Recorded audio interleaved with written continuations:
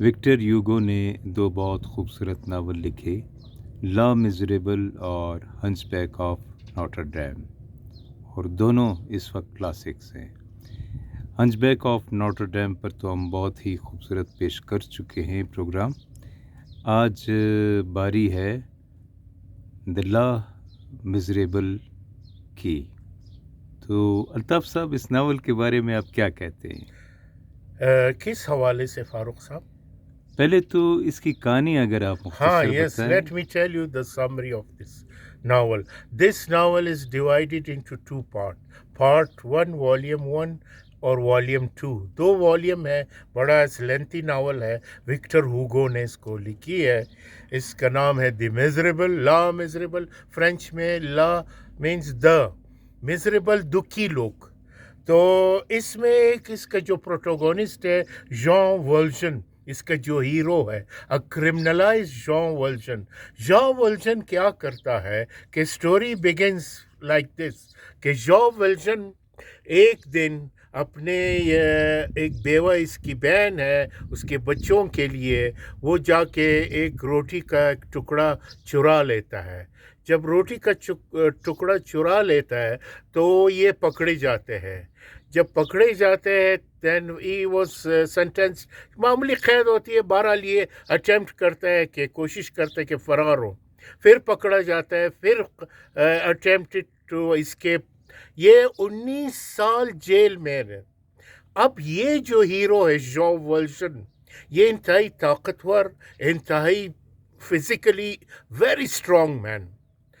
تو یہ بیچارہ وکٹم آف ہز سرکمسٹانسز بن جاتا ہے، اور 19 سال ایک لوف آف بریڈ، اس زمانے کے انصاف دے کے، تو 19 سال یہ جیل میں گزار۔ جب یہ جیل سے باہر آتا ہے ایک ٹاؤن میں، تو اس ٹاؤن میں اس کے پاس اس کو یلو پاسپورٹ ایشو ہوتا ہے۔ اب یلو پاسپورٹ ایک ایسا توق لعنت ہے کہ جس میں اگر جہاں بھی جائے لوگ آپ کو ایک تو جگہ نہیں دے گا، آپ سے کوآپریٹ نہیں کرے گا، آپ سے سوشل بائیکاٹ کرے گا۔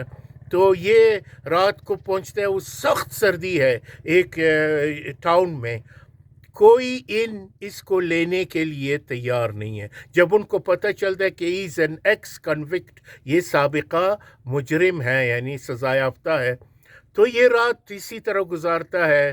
وہ بینچ پہ گزارنا چاہتا ہے تو کتے اس کو بگا لیتا ہے، مجبوراً ایک مونسٹری میں، ایک چرچ میں پناہ لیتا ہے۔ تو وہ اس چرچ میں ایک شخص ہوتا ہے، وہ بڑا ایک پادری ہوتا ہے، مسیو، اس کا اچھا سا نام، ایک سینٹلی بشپ ہے، تو مسیو میریل اس کا نام ہے۔ دین یہ وہاں جا کے اس کو کہتا ہے کہ مجھے پناہ دو۔ اس کی دو بہنیں ہیں، مسیو کواری بہنیں ہیں، بوڑھی ہو چکی ہے۔ تو یہ جب وہاں پہنچتا ہے، اس کو وہ پادری اس کو جگہ دیتا ہے رات کو، اور کھانا بھی دے دیتا ہے، ملک، فریش ملک۔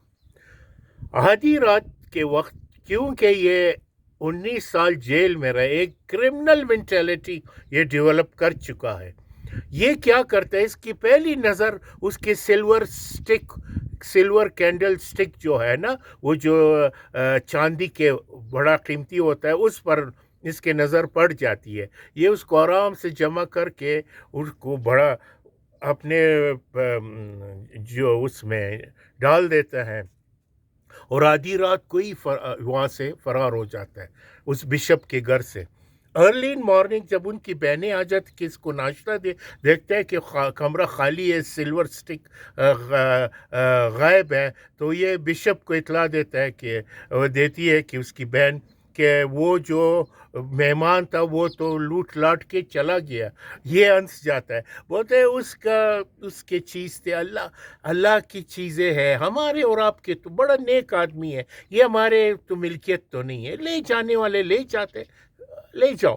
خیر کچھ دیر نہیں کرتے، آفٹر 2 hour کہ پولیس اس ژان ولژن کو پکڑ کے گرفتار کر کے لے آتا ہے، اس کینڈل سٹک سمیت۔ اس کے دروازے پہ دستک ہوتی ہے، پولیس والے کہتا ہے کہ یہ ہم نے اس کو پکڑا ہے، سنا ہے یہ سلور سٹک آپ کے اس سے چرا ہے۔ تو یہ مسیو میریل، یہ بشپ جو ہے، اور یہ کہتا ہے نہیں یہ تو میں نے اس کو گفٹ میں دیا تھا، اس نے چرایا تو نہیں تھا، یہ اس کے مال تھی، میں نے اس کو دے دی ہے، اس کو گفٹ میں نے دیا ہے، کس نے کہا یہ چرایا؟ اس طرح وہ پولیس والے اس کو چھوڑ دیتا ہے۔ تو یہ جو نیکی کا اثر ہے، پھر اس کو ایک تاریخی جملہ بولتا ہے، یہ جو بشپ ہے بولتا ہے دیکھو جان ولجن، میں تمہیں آج شیطان سے خرید رہا ہوں، تمہیں میں کرائسٹ کے حوالے، تمہیں خدا کے حوالے کر رہا ہوں، تمہیں میں نیکی کی طرف لاتا ہوں اور تمہیں بدی سے میں خیر۔ یہ وہاں سے نکل آتا ہے، آگے جا کے ایک جگہ ایک بچہ جو ہے اس کا نام ہے پیٹی گراویوس سکے سے کھیل رہا ہے۔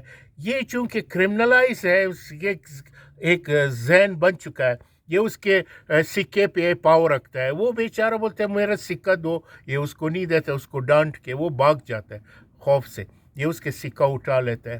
جب وہ بھاگ جاتا ہے اس دوران اس کو ریئلائز ہوتا ہے، اس بشپ کی آواز دوبارہ اس کو ایکو اس کے ذہن میں گونجتا ہے کہ میں تمہیں خرید رہا ہوں، تمہیں برائی سے خرید رہا ہوں اور نیکی کی طرف۔ پھر یہ اس کو آواز دیتا ہے پیٹی گراویوس، وہ چلے۔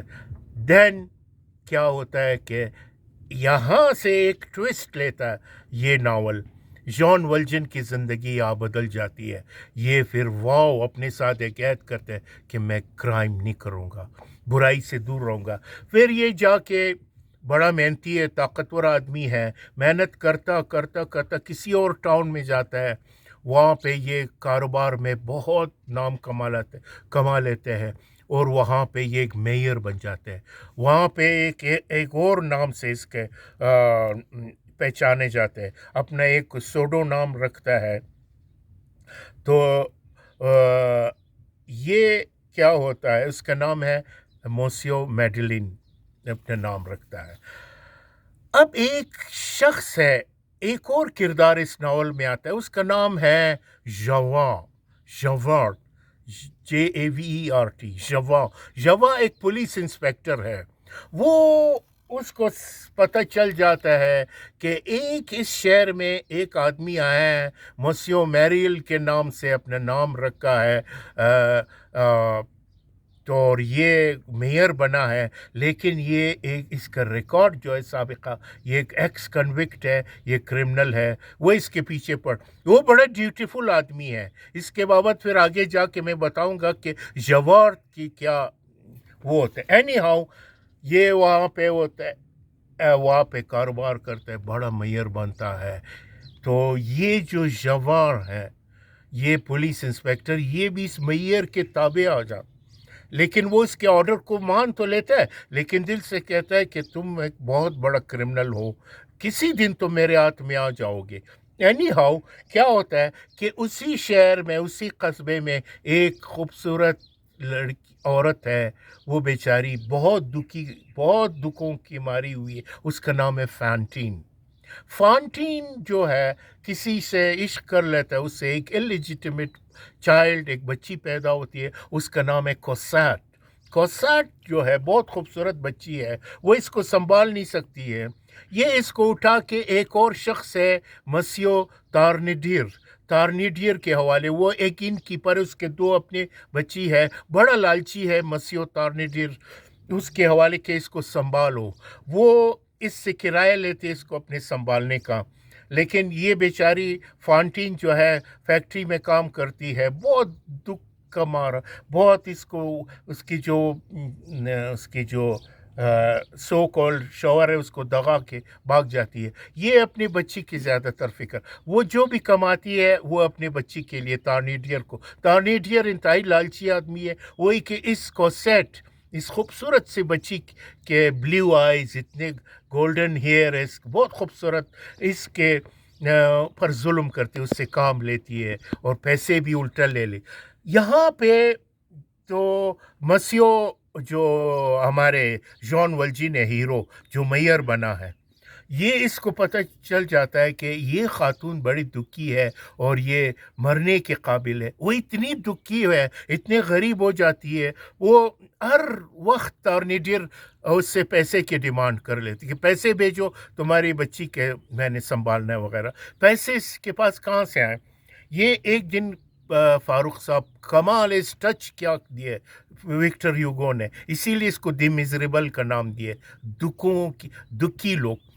वो जाक पैसे नहीं होते, जाक इसकी इतनी खूबसूरत बाल है, वो अपनी इस खूबसूरत बाल को फ़रोख्त कर लेती है, किसी के पास वो काट देती है इसके बाल को विग बनाने के लिए। और इसकी इतनी खूबसूरत वो है, दांत है, ये जो दांतें हैं, वो भी किसी टेलर के, किसी डेंटिस्ट के पास जाके वो इसको अपने जो 3 दांत है उसको भी फ़रोख्त कर लेती है, सिर्फ अपने बच्ची को फ्रीडम।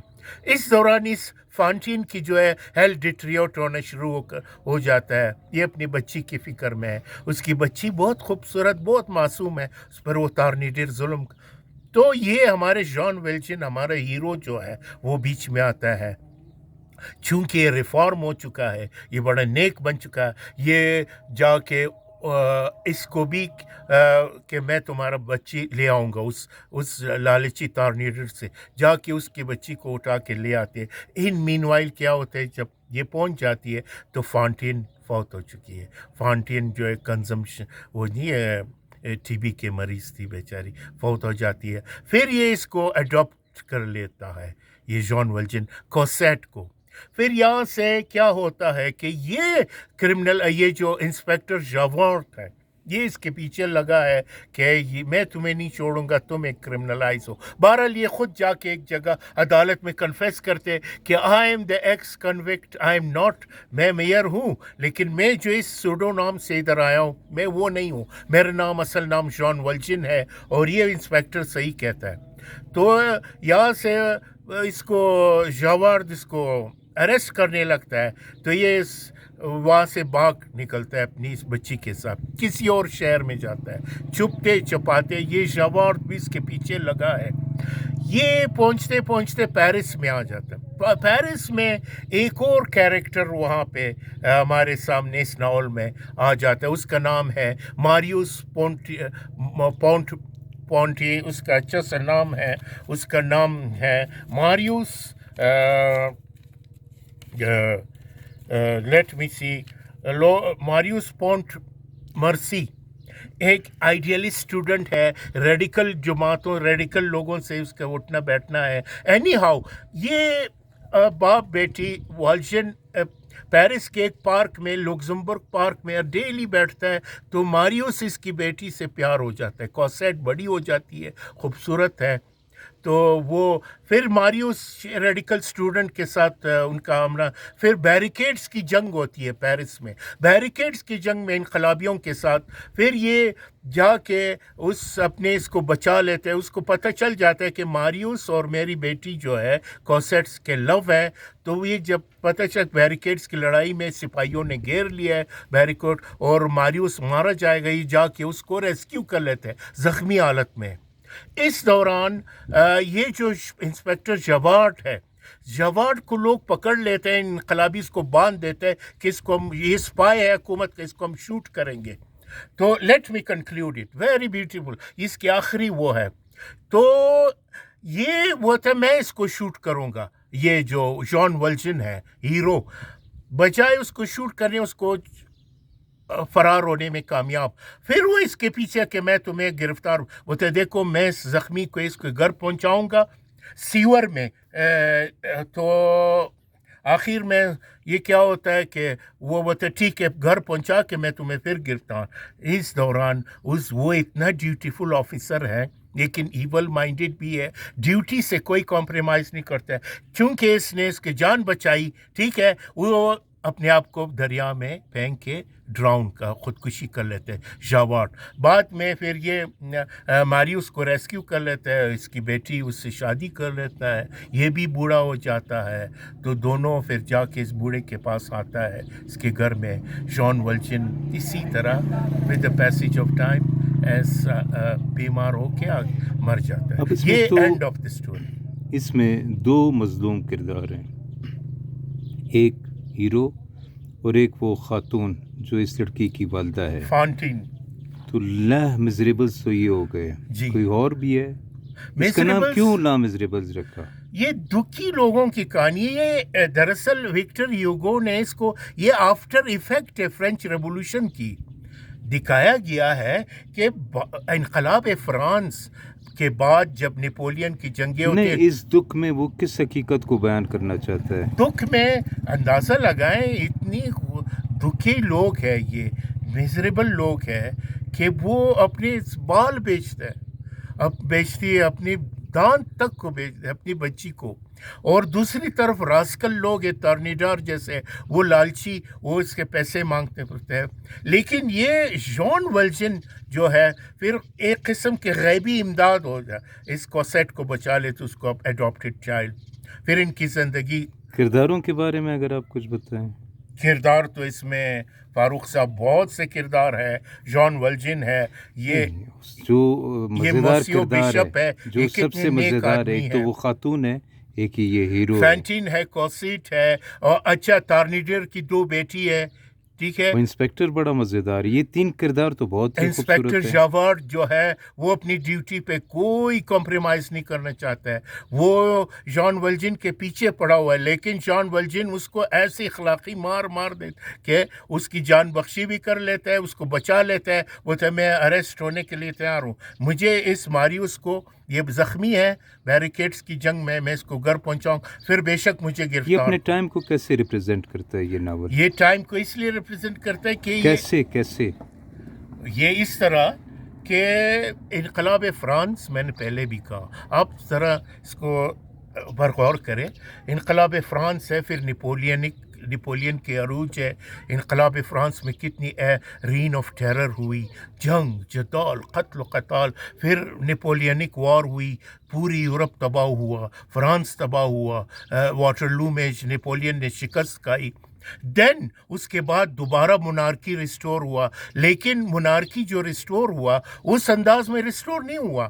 اب ریپبلکن قسم کے لوگ آئیں. یہ جو بیریکیڈز کی لڑائی ہے، جسے ماریوس پونٹ مرسی جیسے آئیڈیلسٹک اسٹوڈنٹ ہے وہ ریڈیکلز کے ساتھ، یہ ایک اظہار ہے انریسٹ کا، بے چینی کا، کہ آفٹر ایفیکٹ یہ جو اچھا کہتے ہیں کہ ہر سیاسی ابتری میں بہت شاندار لٹریچر کریٹ ہوتا ہے. جی ہر کرائسس میں بہترین لٹریچر سامنے آتا ہے. یہ مثال یہاں پر صادق آتی ہے. بالکل صادق آتی ہے. دیکھیں نا، وکٹر ہوگو کے سابقہ ناول میں ہم اور آپ نے ڈسکس کی تھی ہنچ بیک آف، وہ 1400 اینڈ کچھ کی تھی کہانی. یہ 19 سینچری کی کہانی ہے. فرانس انریسٹ، پرانے شاہی سسٹم تباہ ہو رہا ہے، نئے طبقات آ رہے، بورژوا مڈل کلاس آ رہا ہے. یہ ہے ان کی یہ انریسٹ ہے، یہ طبقاتی اتل پتل جو ہے، ایک طبقہ ختم ہو رہا ہے، دوسرا طبقہ اس کی جگہ. اس دوران جو انریسٹ ہوتی ہے، غربت، یہ بے چینی، طبقات، اس کے اثر تو تھینک یو انڈیویجول پہ بھی سر. پڑ جاتا ہے. Thank you so nice of you.